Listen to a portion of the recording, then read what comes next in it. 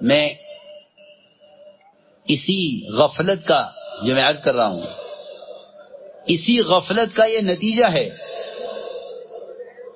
اسی غفلت کا یہ نتیجہ ہے کہ مسلمان سے یہ کہا جائے کہ آپ بھی زمین کا شکریہ ادا کریں کیونکہ زمین آپ کو غلہ دے رہی ہے۔ یہ اسی غفلت کا نتیجہ ہے۔ حضرت فرماتے تھے اگر مسلمان کا فرد بچہ عورت اگر اللہ کی توحید کو بیان نہیں کرے گا تو کائنات کا کوئی بھی نقشہ اس کے اللہ کے درمیان داخل کر دیا جائے گا۔ اس سے کہا جائے گا آؤ تم بھی ہمارے ساتھ آؤ، جس طرح ہم زمین سے غلہ لے کر زمین کا شکریہ ادا کر رہے ہیں تم بھی ہمارے ساتھ شامل ہو اور تم بھی کہو تم بھی زمین کا شکریہ ادا کرو۔ نہیں، ہم نہیں کریں گے، ہم نہیں کریں گے۔ کیوں؟ اللہ کرنے والے ہیں۔ ابراہیم علیہ السلام نے سب سے پہلے ان تمام کائناتی شکلوں کا انکار کیا کہ یہ ستارہ ہے، اس سے کچھ ہوتا ہو، یہ غائب ہوا کہ یہ چاند ہے، اس سے کچھ ہوتا ہو، یہ غائب ہوا کہ یہ سورج ہے بڑا ہے، اس سے کچھ ہوتا ہو۔ تمام شکلوں کا انکار کرتے کرتے جب ماں باپ اور نمرود تک بات پہنچی، اس لیے کہ باطل مقابلے پر آتا ہی جب ہے جب اللہ کی توحید بیان کی جاتی ہے۔ عجیب بات ہے، آپ اللہ کی توحید بیان کرنا چھوڑ دیں، غیر اغیار آپ کو دوست بنا لیں گے، غیر آپ کو دوست بنا لیں گے۔ یہ تو اللہ تعالیٰ نے محمد صلی اللہ علیہ وسلم کے بارے میں کہا ہے قرآن میں کہ اگر آپ نے ان کی بات تسلیم کر لی اور آپ نے توحید کا بیان کرنا چھوڑ دیا تو یہ آپ کو دوست بنا لیں گے۔ قرآن کہہ رہا اذا لاتخذوک خلیلا، یہ تو آپ کو دوست بنا لیں گے۔ ان کے آپ کو دوست بنانے میں صرف اتنی سی بات ہے، وہ یہ نہیں کہیں گے آپ نماز نہ پڑھیں، وہ یہ نہیں کہیں گے کہ آپ روزہ نہ رکھیں، وہ یہ نہیں کہیں گے آپ زکوٰۃ نہ دیں، وہ یہ کہتے ہیں کہ آپ بس اللہ کی توحید کو بیان کرنا چھوڑ دیں، ہماری آپ کی کوئی لڑائی نہیں ہے، ہم آپ کو دوست بنا لیں گے، ہم آپ کو دوست بنا لیں گے، آپ بس یہ کہنا چھوڑ دیں کہ اللہ سے ہوتا ہے۔ جھگڑا سارا اسی پر تو تھا۔ آپ صرف اتنا کہہ دیں کہ ان شکلوں سے ہوتا ہے، ہم آپ کو دوست بنا لیں گے۔ جھگڑا سارا اسی پر ہے، جھگڑا سارا اسی پر ہے۔ میں عرض کر رہا کہ ابراہیم علیہ السلام نے شکل کا انکار کرتے کرتے یہ بات پہنچی نمرود تک کہ انہیں کون پالتا ہے۔ اللہ مجھے معاف فرمائے، ہم اپنے مسائل کو لے کر غیروں کی طرف اس امید پر جا رہے ہیں کہ ان سے ہمارے مسائل حل ہو جائیں۔ اللہ کے غیر سے امید کرنا، اللہ ایسوں کو اپنے غیر کے حوالے کر دیتے ہیں۔ صحیح حدیث ہے، فرمایا ہے اگر ابن آدم اللہ کے غیر سے امید نہ کرے اللہ اسے کبھی غیر کے حوالے نہیں کریں گے، اور اگر اسے غیر سے امید کرے تو اللہ رب العزت اپنے غیر کو اس پر مسلط کریں گے، غیر کو اس پر مسلط کریں گے، کر کے دکھلائیں گے۔ یہ ساری ذلت اور تسلط صرف اس لیے ہے کہ اللہ کی توحید کو بیان نہیں کرتے۔ اس کی توحید کا بیان نہ کرنا کائنات کے نظام کو اس کے غیر سے جوڑ دینا ہے۔ جب بات پہنچی نمرود تک کہ اچھا یہ ہمیں رزاق نہیں مانتے، ان کا کھانا بند کرو، انہیں ماننا پڑے گا، ان کا کھانا بند کرو، انہیں ماننا پڑے گا کہ ہم رزاق ہیں۔ ہم تو اللہ تعالی کی قدرت کو، ہم اللہ تعالی کی قدرت کو زمین سے غلہ اگنے کی شکل تک ہی سمجھیں، حالانکہ نہ یہ قدرت ہے اور نہ یہ قدرت کے تعارف کے لیے کافی ہے، نہ یہ قدرت ہے اور نہ یہ قدرت کے تعارف کے لیے کافی ہے، ہرگز نہیں۔ اس لیے کہ جب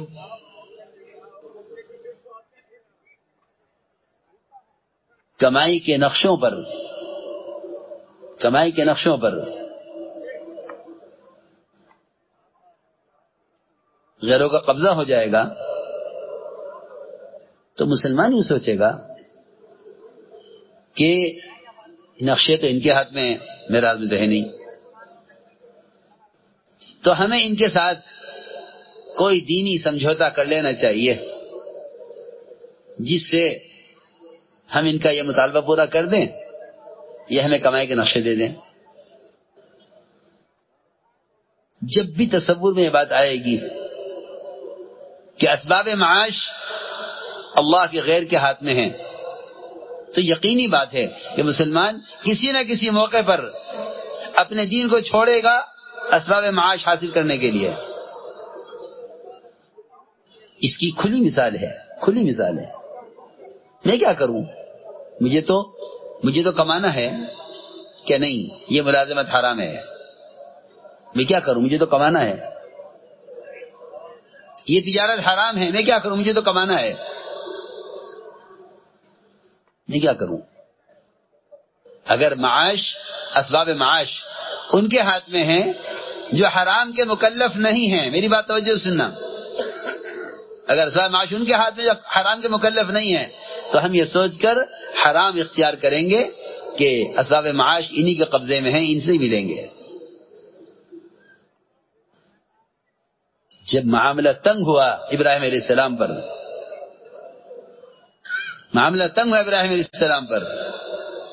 اور اس نے طے کر لیا کہ انہیں کھانا نہیں ملے گا تو یہ جائیں گے کہاں؟ میرے پاس آئیں گے،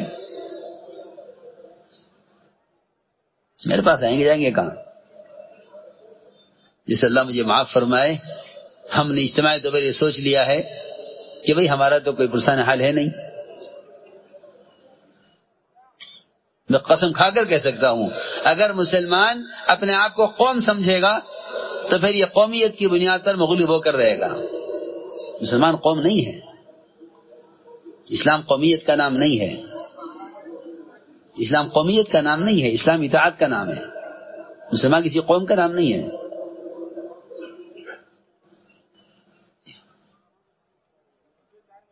تو جب میں عرض کرا تھا کہ عام طور سے لوگ یہ سمجھتے ہیں کہ زمین غلہ دے رہی ہے، اس کا تشکر بھی کرو، اور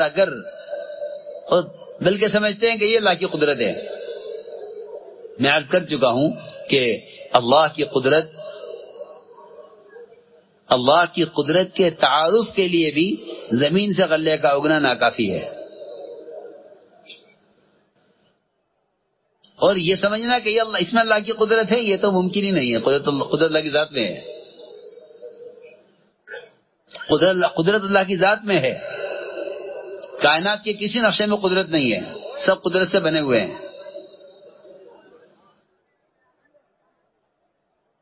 بلکہ جب ابراہیم علیہ السلام کے لیے کھانا بند ہو گیا صرف اس لیے تاکہ مجبور ہو کر ہمارے پاس آئیں،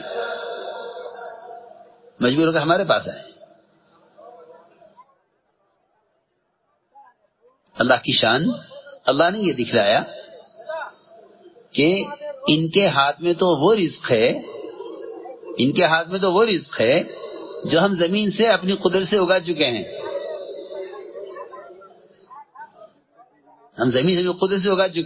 ہماری قدرت یہ نہیں کہ ہم زمین سے غلہ اگا رہے ہیں، ہم تمہیں اپنی قدرت سے کھانا دیتے ہیں۔ جو بوری مٹی کی بھری ہوئی گھر کی مرمت کے لیے لا کر رکھی گئی تھی، اللہ نے اس پوری مٹی کی بوری کو آٹے میں تبدیل کر دیا۔ رزاق ہم ہیں، تو ہماری قدرت کی اہمیت سمجھو کہ ہم زمین سے غلہ دینے کے پابند ہیں۔ اس لیے میں عرض کر رہا ہوں، کائنات اللہ کا ضابطہ نہیں ہے،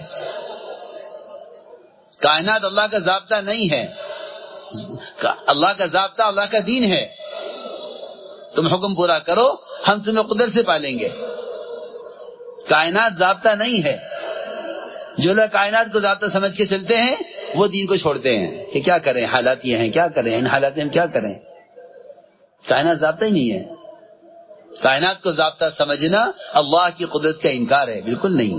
کائنات ضابطہ نہیں ہے، کیونکہ ضابطے میں کائنات میں تغیرات ہیں، ضابطے میں تغیر نہیں ہے. لا تبدیل لخلق اللہ ذالک الدین القیم ولکن اکثر الناس لا یعلمون. سیدھی بات ہے. لا تبدیل لخلق اللہ ذالک الدین القیم ولکن اکثر الناس لا یعلمون. یہ فرما رہے ہیں کائنات ضابطہ نہیں ہے، دین ضابطہ ہے. کائنات میں بہت تبدیلیاں ہیں، کائنات میں بہت تبدیلیاں ہیں. زمینیں ہیں، غلہ نہیں ہے. ہتھیار ہیں، حفاظت نہیں ہے. دوائیں ہیں، شفا نہیں ہے. بادل ہیں، بارش نہیں ہے. عورتیں ہیں، اولاد نہیں ہے. آپ سارا نظام اٹھا کے دیکھ لو. حکومتیں ہیں، عزتیں نہیں ہیں. سب نظام اٹھا کے دیکھ لو. کائنات کو ضابطہ سمجھا. کائنات کو ضابطہ وہ سمجھتے ہیں جو اللہ کو نہیں مانتے ہیں. وہ پکی بات ہے. مسلمان کائنات کو کبھی ضابطہ نہیں سمجھے گا. اس لیے ہم نے عرض کیا کہ جتنے بھی کائنات کے تغیرات ہیں ان سب کا تعلق براہ راست اللہ کے امر سے ہے. لہذا ایک درخت بھی اگر ایک پتا بھی اگر درخت پر لٹکا ہوا ہے اللہ کے امر کا منتظر ہے کہ اللہ کا کب حکم اسی گرنے کا. جی ہاں، سائنس بھی تھوڑی سکھلاوے گی کہ نہیں یہ یوں ہوگا یہ یوں ہوگا. یہ نہیں، اللہ کے امر سے ہوتا ہے. اللہ کے امر سے ہوتا ہے. سائنس تو اللہ کے غیر سے ہونا سکھلاتی ہے. علم اللہ کی ذات سے ہونا سکھلاتا ہے.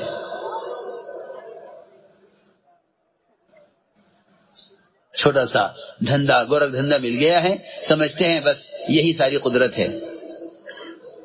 ابراہیم علیہ السلام نے سب شکل کا انکار کیا. حضور اکرم صلی اللہ علیہ وسلم کی شہادت کی انگلی کے اشارے سے چاند کے 2 ٹکڑے ہو جانے کو بتلا دیا ساری امت کو کہ محمد صلی اللہ علیہ وسلم کی عمل کی وہ قوت ہے کہ چاند کے 2 ٹکڑے کر کے دکھلائے اپنی انگلی کے اشارے سے.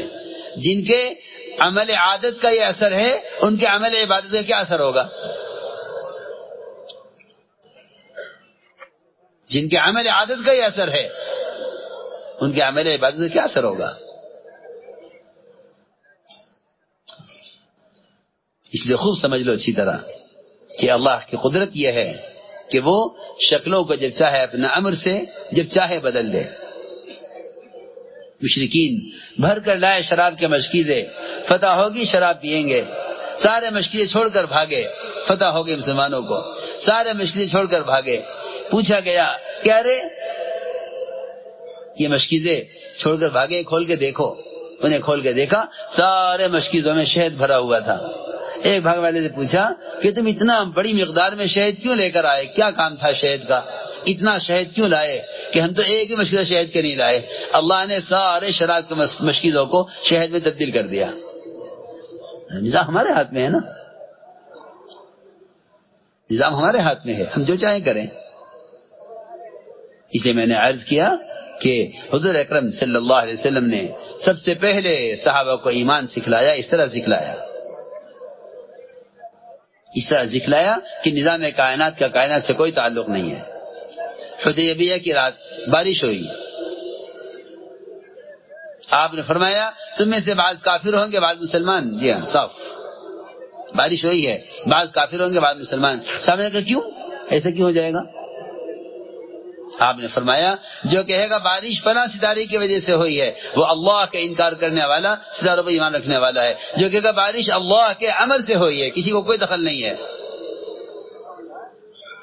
یہاں ساری امیدیں ماہر موسمیات سے وابستہ ہیں. ماہر موسمیات کہہ دیں گے بارش ہوگی تو کہہ دیں گے ہوگی، یہ کہہ دیں گے نہیں ہوگی تو نہیں ہوگی. میرے دوستو عزیزو، اس لیے عرض کر رہا کہ نظام کائنات اصل نہیں ہے. سمجھتے تھے خالق کائنات سے فائدہ اٹھانے کے لیے نظام کائنات کا انکار کرنا شرط ہے، اس کا یقین نکلنا شرط ہے. حضور اکرم صلی اللہ علیہ وسلم نے ہر مسئلے میں چھوٹے سی چھوٹی بات کے بارے میں سوال کیا، چھوٹی بات کے بارے میں سوال کیا. صحابی نے آ کر عرض کیا کہ اونٹوں میں خارش پھیل گئی ہے. فرمایا کہاں سے اونٹوں میں خارش پھیلی ہے؟ سوال اس سوال کا مقصد یہ نہیں تھا، اس سوال کا مقصد یہ نہیں تھا کہ کیا وجہ ہوئی، اس سوال کا مقصد یہ تھا کہ ان صحابی کے دل سے بات نکلوانی تھی کہ تم خارج کے ہونے کا سبب کیا سمجھتے ہو؟ عرض کیا کہ ایک اونٹ کو ہو گئی تھی پھر سب کو ہو گئی. آپ نے اس باطل خیال کا کو ختم کرنے کے لیے فرمایا کہ اگر اونٹوں سے اونٹے میں خارج پھیلی ہے، پہلے اونٹ کو کہاں سے ہوئی؟ ہاں، ایمان اللہ نے کیا، پہلے اونٹ کو کہاں سے ہوئی؟ نعوذ باللہ. نظام قدرت اتنا کمزور نہیں ہے کہ اللہ چاہتے تھے ایک کو خارج ہو مگر سب کو ہو گئی، ایسا نہیں ہے. یہاں مسلمان کو بیماری نہ لگ جاوے، اچھوت بنا دیا. کیا بنا دیا؟ اچھوت بنا، الگ رہو. ہاں، اللہ کے امر سے ہر چیز ہوتی ہے، اللہ کے امر سے ہر چیز ہوتی ہے. عبداللہ بن عمر رضی اللہ تعالیٰ عنہ کوڑی کے ایسا مریض جس کے انگلیوں میں زخم ہوا کرتے تھے، اس کے ساتھ ایک برتن میں کھانا کھاتے تھے. لوگ کہتے کہ عبداللہ بن عمر سے کہ یہ اس کے ہاتھ میں زخم ہے، آپ کے ساتھ کھانا کھا رہے ہیں. فرماتے تھے کہ اللہ کا امر اس کے لیے ہے، میرے لیے نہیں ہے، اور جس دن میرے لیے ہوگا، اللہ کا امر میرے لیے ہوگا، اس وقت اس کی ضرورت نہیں ہوگی، یہ ہو یا نہ ہو، اللہ کا امر آئے گا. جی ہاں، اس امت کو اس کی تعلیم دی گئی تھی، امت کو اس کی مشق کرائی گئی تھی. سب سے بڑی غلطی، سب سے بڑا نقصان امت کا اس سے ہوا کہ امت نے ایمان کو بولنا چھوڑ دیا. اب نظام کائنات کو اثر بنا لیا ہے، اسی پر گاڑی چل رہی ہے. جو بات پیش آتی ہے شر کی، اس کو بھی اسباب سے جوڑ دیتے ہیں، جو خیر کی بات پیش آتی ہے اس کو بھی اسباب سے جوڑ دیتے ہیں. میرے بزرگ دوستو عزیزوں، سب سے اہم چیز اللہ کی چاہت اور اس کی مشیت ہے. جتنے بھی کائنات میں اسباب ہیں، یہ تمام کے تمام اسباب صرف انسانوں کی، مسلمانوں کے امتحان کے لیے ہیں. تمام اسباب مسلمانوں کے امتحان کے لیے ہیں، اطمینان کے لیے نہیں ہیں. اسباب اطمینان کے لیے نہیں ہیں، اسباب سے کوئی مطمئن نہیں ہونا چاہیے. اسباب سارے امتحان کے لیے ہیں. انبیاء علیہ السلام سے لے کر قیامت تک آنے والے جتنے بھی مسلمان ہیں، اسباب ان سب کے امتحان کے لیے ہیں. انبیاء علیہ السلام سے لے کر قیامت تک آنے والے مسلمان ہیں، سب کے لیے اسباب بطور امتحان ہیں. ہاں، غیروں کے لیے اسباب بطور اطمینان کے ہیں. میری بات توجہ سننی ہوگی بہت. ہمیں یہاں سے دھوکہ لگتا ہے کہ جب یہ اپنے اسباب میں کامیاب ہو رہے تو ہم کیوں نہیں ہو رہے. یہ تو اللہ کے دشمن ہیں، اللہ کو مانتے نہیں ہیں. جب یہ کامیاب ہو رہے تو ہم کامیاب کیوں نہ ہوں؟ کیا نہیں، تمہاری کامیابی کا راستہ نہیں ہے، تمہاری کامیابی کا راستہ یہ نہیں ہے. جب نمرود کو، جب قارون کو اس کے اسباب میں دھستا ہوا دیکھا تو اس وقت علماء نے یہ کہا وَيْلَكُمْ ثواب اللہ خیر، وَيْلَكُمْ ثواب. جب انہوں نے تمنا کی یا لیتنا مثل ما اوتی قارون، وہ اسباب جو قارون کے پاس ہمارے پاس بھی ہوتے، تو علماء نے کہا وَيْلَكُمْ ثواب اللہ خیر، ارے ہلاکت تو تمہاری دینی، کیا کہہ رہے ہو؟ اللہ کی طرف سے عمل پہ ملنے والا اجر وہ بہتر ہے اس کے مقابلے میں. اور جب انجام دیکھا تو تمنا کرنے لگے لولا امن اللہ علینا لخسف بنا، لولا امن اللہ علینا لخسف بنا. اگر اللہ نے ہمیں مال نہ دے کر، اللہ نے ہمیں اسباب اور اللہ نے ہمیں یہ حکومتیں اور وزارتیں نہ دے کر ہم پر احسان نہ کیا ہوتا تو ہم بھی آج دھسائے جاتے. یعنی اسباب نہ ملنے کو اللہ کا احسان سمجھ رہے، اس لیے کہ نتیجہ سامنے آیا. حکم توڑ کر سبب پر چلنے والوں کا نتیجہ سامنے آیا. تو جو تمنا کر رہے تھے کل یہ عہدے ہمیں ملتے، یہ مال ہمیں ملتا، یہ اسباب معاش ہمارے پاس ہوتے۔ آج یہ کہہ رہے اے اللہ تیرا احسان ہے کہ تو نے ہمیں مال نہیں دیا، تو نے ہمیں مال نہیں دیا۔ اور واقعی حضور اکرم صلی اللہ علیہ وسلم نے اپنے صحابہ کو اس پر ایسا مضبوط کیا تھا کہ حضرت فرماتے تھے جتنے بھی مالدار صحابہ گزرے ہیں کوئی صحابی دنیا سے خوش نہیں گیا۔ عجیب بات ہے، جتنے مالدار صحابہ گئے دنیا سے کوئی خوش نہیں گیا، ہر ایک کو یہ غم تھا، ہر ایک کو یہ فکر تھا کہ کل قیامت میں اللہ یہ نہ کہہ دیں اذهبتم طیباتکم فی حیاتکم الدنیا، کہ تم نے دنیا میں مزے اڑا لیے ہیں اور دنیا میں تم نے اپنی خواہش پوری کر لی ہے، یہاں تمہارے لیے کچھ نہیں ہے۔ عمرو بن العاص رضی اللہ تعالی عنہ موت کا وقت قریب آیا، دیوار کی طرف منہ کر کے رونے لگے۔ لوگوں نے وجہ پوچھی، کہا کیوں رو رہے ہو؟ اب تو اللہ سے ملنے کا وقت ہے، خوش ہونا چاہیے۔ فرمانے لگے ایک زمانہ گزرا تھا ہم پر کفر کا، اس میں مر جاتے یقیناً جہنم میں جاتے۔ ایک زمانہ گزرا ہم پر اسلام میں فقر کا، اسلام میں فقر کا وہ زمانہ سب سے بہترین زمانہ تھا، اس میں مر جاتے یقیناً جنت میں جاتے۔ پھر زمانہ آیا ہم پر فتوحات کا اور عمارت کا، اور زمانہ آیا ہم پر مال کی کثرت کا۔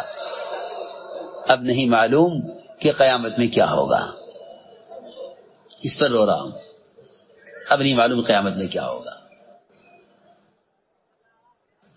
ہم نے عرض کیا کہ اسباب غیروں کے اطمینان کے لیے ہیں، مسلمان کے امتحان کے لیے ہیں، چاہے وہ انبیاء کے پاس ہوں، اولیاء کے پاس ہوں، مسلمانوں کے پاس، قیامت تک آنے والے مسلمانوں کے پاس ہوں، ان کے سب کے اسباب امتحان کے لیے ہیں، ان سب کے اسباب امتحان کے لیے ہیں۔ غیروں کے پاس اسباب ان کے اطمینان کے لیے ہیں۔ ان الذین لا یرجون لقاءنا ورضوا بالحیاۃ الدنیا واطمأنوا بها، اللہ تعالی غیروں کو اسباب میں مطمئن، اتنا ایسا مطمئن رکھنا چاہتے ہیں جیسا جنت میں مسلمان نعمتوں میں مطمئن ہوں گے، اتنا مطمئن۔ یہ ان کی جنت ہے، یہ ان کی جنت ہے۔ کتنا ناواقف اور کتنا نادان اور کتنا بے عقل ہے وہ شخص جو دنیا میں غیروں کے اسباب کی تمنا کرے۔